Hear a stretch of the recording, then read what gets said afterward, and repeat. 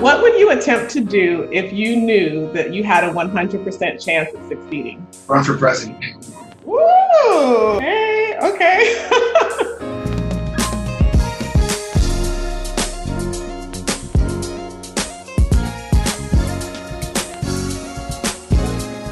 Which brings me to an early March, you were one of the first people and public figures to test positive for COVID-19. And I think it was a brilliant move of transparency and leadership for you to start your online journey with your digital journal.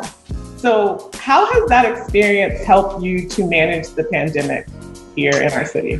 I think it's helped in a variety of different ways. I think the first is I realized that I was an asymptomatic carrier. Had I not been in the room with someone who had said publicly that they were positive, I would maybe never have gotten tested. And so that sort of shaped a little bit of my public policy on it.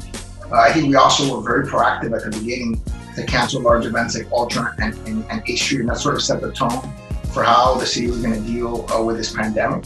And we probably saved a bunch of lives. Your dad was a pioneer. He was the first Cuban-born mayor and a big proponent of diversity. And now there's a second generation. You're the first Miami-born mayor and wildly popular. Thank you. So what would you like to leave as your legacy? Wow, that's a great question. I don't think about it that much because I'm only in my third year.